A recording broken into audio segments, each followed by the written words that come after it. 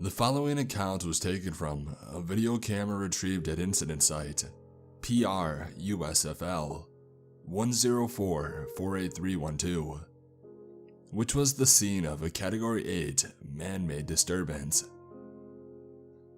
The footage was edited to conceal the identities of the Institute's crisis response unit before being cleared for internet upload. Camera feed starts abruptly, swinging up to show the frightened face of a male in his mid-30s, with the short dark hair and dark green eyes. He appears to be within a white and pale blue bathroom, though not much can be seen outside the radius of the camera's built-in flashlight. The footage shakes as the man trembles. He licks his lips nervously, sweat beading on his forehead. "My name is Trent Dalton, from Pembroke Pines, Florida. If you're seeing this, stay away and call the authorities. Who exactly? I don't know. I don't know who could handle something like this. It's messed up. It's all messed up. What happened? I'll try to explain what happened. It started a few hours ago. Just another normal day. Watching baseball, drinking beer, living life. I have a dog, Riley, and he's a pit bull. And he's basically the only family that I have right now. He's always been brave, never scared of anything. Fireworks, jets, gunshots, nothing scares him. He might growl every now and then, but other than that, he tends to be pretty quiet. Until today. It must have been around 5 p.m. when I heard him barking like mad.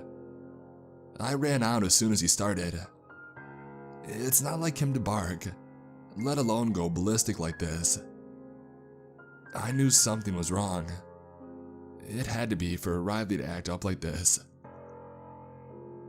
I went out in the yard and I could not see a thing.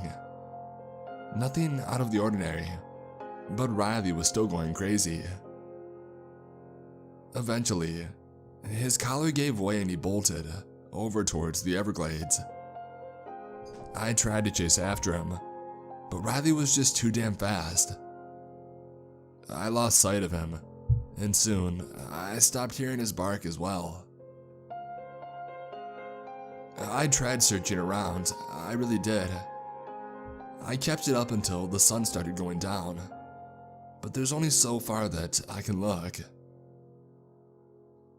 Venturing into the Everglades gets a little risky, especially this time of year.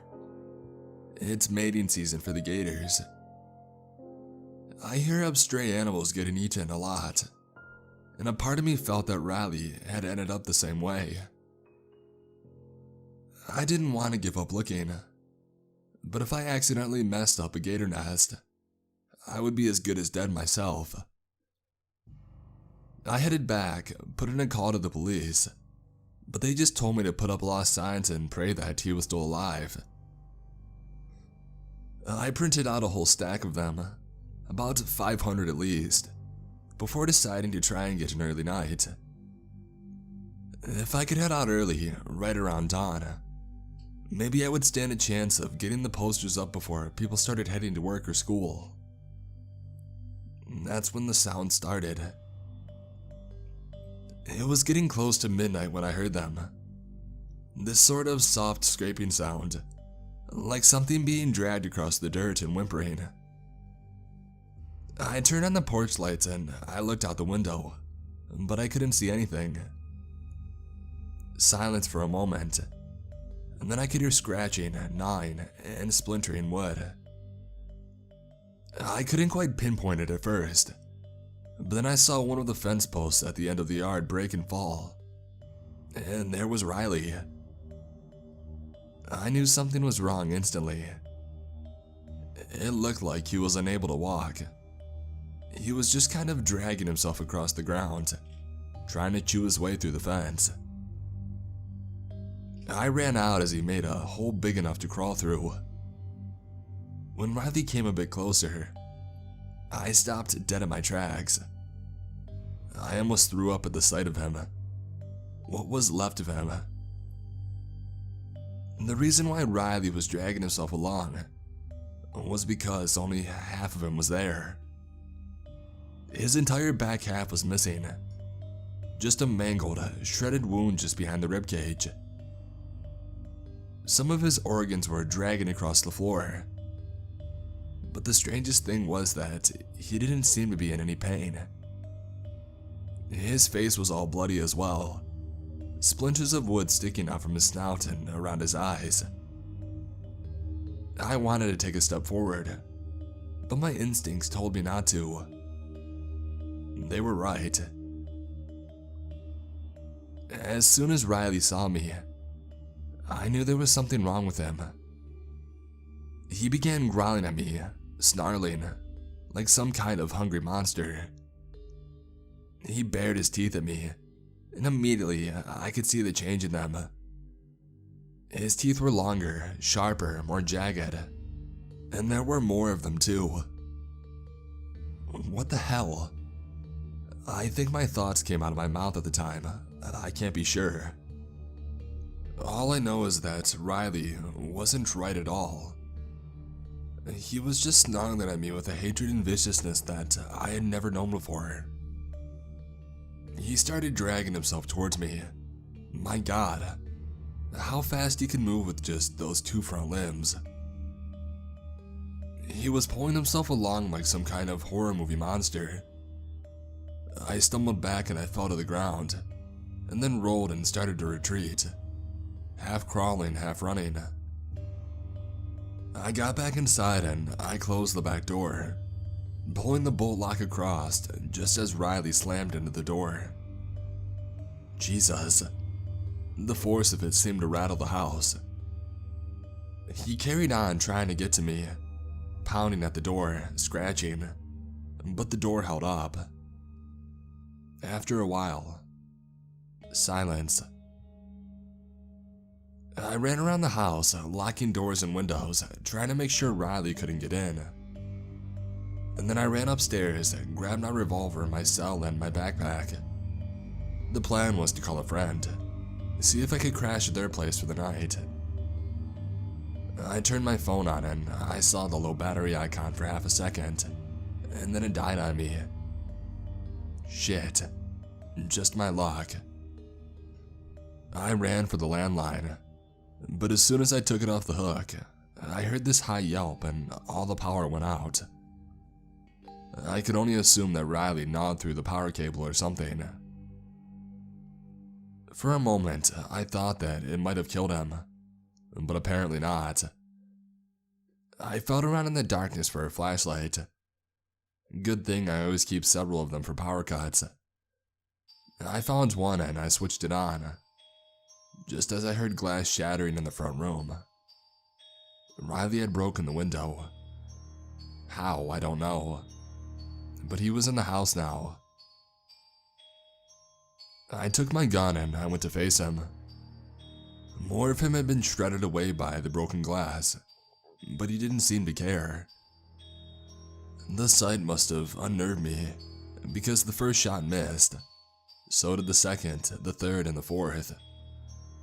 I managed to steel myself before taking a fifth shot. I hit Riley dead in the left eye, and he went down. He went silent, laid still, bleeding out. I moved closer cautiously. He was dead. I lowered my gun, let out a breath, and began to lower my guard too. I have no shame in admitting that I pissed myself at what happened next. You would too if your half-eaten dog with a bullet to the brain suddenly lunged to you. I don't know how I managed it, but I swung my backpack and I hit Riley away, before scrambling up the stairs and locking myself in the bathroom. I looked through the pack for something, anything that could help me. All I found was this camera and 24 rubbers. I don't even know why they were in there. And that's when I had the idea to record this. If anybody sees it, they'll know what happened to me here, whether I survived the night or not. I can hear Ravi dragging himself up the stairs. He knows where I am. I've got one bullet left and Ravi won't die. This gun's starting to look really friendly. You know what I mean? I don't know what to do. I don't know what else I can do. Riley's relentless. He won't die and he's fast for what's left of him. Please, somebody, send help. The camera turns to face the bathroom door as a low, menacing growl becomes audible. The light from the camera shines under the door, showing the shifting shadow around, and the bloody drool beginning to leak in. The growl grows into a vicious snarl as scratching and pounding assails the door. While the door rattles on its hinges, which begin to splinter away from the frame, Trent can be heard sobbing, unable to speak anymore. From somewhere within the house comes a shout. Contact! 2 cracks of suppressed gunfire ring out, followed by a soft flump as Ravi falls to the floor. Almost immediately, the growling begins again. An authoritative voice calls out. Hold your positions, I'll handle this. Ravi snarls furiously, and is heard to rush towards the new voices, but he doesn't seem to get far. There is a bright orange light, and the air becomes filled with the sounds of crackling flames and paint howling, and the stench of burning flesh. After a few moments, the lights fade away, and wind can be heard blowing within the house before that too fades away. Soft footsteps approach, and there's a gentle knock on the bathroom door. You can come out now, it's safe. The footage continues to shake and shudder, and then Trent's voice is heard. What about Riley? The dog? His suffering is ended.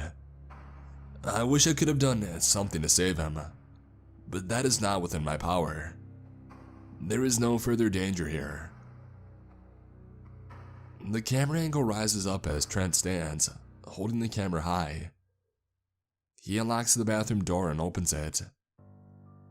A person stands on the other side, but the camera only shows a heavily pixelated face. Their plain black military attire shows nothing distinguishing. Another person stands at the bottom of the staircase, and more are heard moving around the house. Trent's voice comes across, just to the right of the camera. Who are you? How did you find me? The nearest person answers. My name is Orion. I work for a classified organization. We deal in situations like these, as well as many more I won't tell you about for your own sake. My team and I were already in your area, investigating a number of strange disappearances. We found a common link, and it was that link which led us here to you. And it looks like we were just in time. You are uninjured, shaken up for sure, but we got to you before you could be wounded. And that's a good thing. What happened to your dog would have happened to you as well if you were bitten. It's contagious. I can say that much at least, but it's too early for me to say much more than that. If you have a friend to stay with tonight, I would recommend it. When you return in the morning, everything here will be cleaned up, like this incident has never happened. What you do after then is another matter. However, we will need to take that video camera. As I said, we work for a classified organization. I have no objection to the footage being shared online, but we'll need to conceal our identities first. Once that's done, we'll return the camera to you. I promise. There is a moment of silence before the footage ends. Now that you have heard this story, it is time to fill in some blanks. Orion's team had been in Florida to investigate a pharmaceutical company that was conducting tests using materials not from this world. While extraterrestrial in origin, these materials are not harmful. Not in their natural state at least.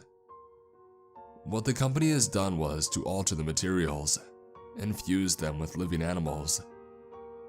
They were pursuing a medicine that could reanimate the dead, but they had no idea what they were tampering with. Several specimens broke containment. As Orion told Trent, the condition that afflicted Riley was contagious. Riley had come across an alligator that had been infected, and despite being half-eaten, Riley escaped, but the infection rapidly took hold. The infection is hosted by parasites, which drive the infected subject to attack any living creature it comes across, thereby allowing the infection to spread. Using technology that cannot be discussed, Orion's team tracked the parasites around the Florida state, eliminating all infected victims. Complete destruction can be achieved via incineration, as was the case with Riley. It took a further 18 hours to find those responsible for creating this infection and to arrest them. They are currently being detained by the Institute. The infection and its victims were kept out of the media's attention, despite there being several human incidents. The pharmaceutical company has been shut down, its employees sent away, and the facilities cauterized. Trent stayed with his friend as planned and returned in the morning.